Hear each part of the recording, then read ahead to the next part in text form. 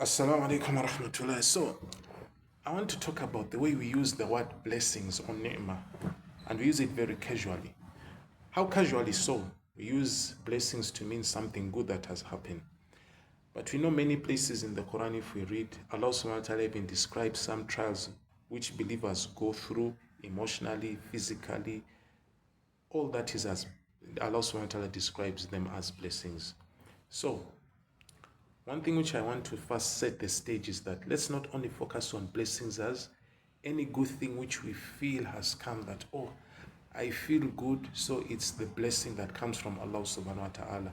And these trials which I'm facing, they came from shaitan la'anatullah alayh. And also some people can say ma'adallah, that Allah subhanahu wa ta'ala does not like me because I'm going through such trials. We have to know that blessings come in all shapes and forms. It does not depend on our feelings.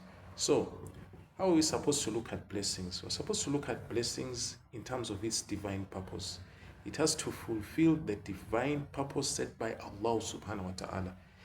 If the trial, if you have trials, like example in Islam, those trials are supposed to be a blessing in form of what?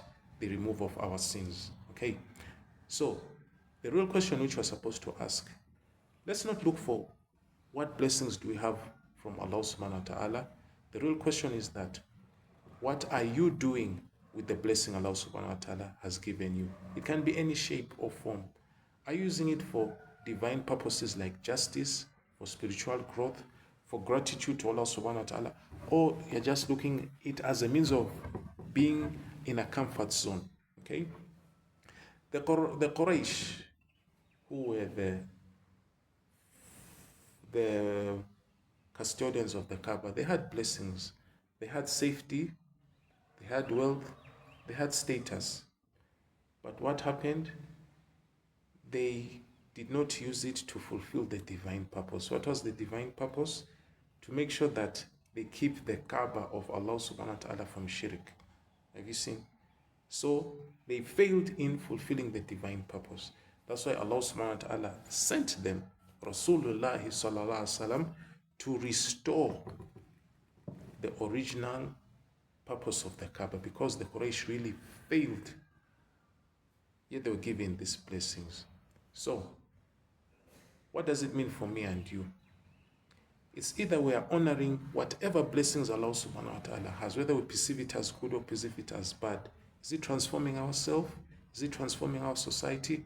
Or we just keep on using the word and it ends up losing all meaning, okay? Until we find that the blessing which Allah subhanahu wa ta'ala has ends up becoming a burden on us. What's the greatest blessing Allah subhanahu wa ta'ala can give a person? It's Islam. But do you know that even that Islam can also become a big burden to that person who has that blessing? Why? Because they have not used Islam to transform themselves spiritually. Okay? They have not used that blessing in order to benefit others. They have not used that blessing of Islam to manifest good divine attributes like justice, love, peace. Okay? So, blessings are not something which you just assume. Not because you have a certain blessing, don't assume that you are benefiting from them.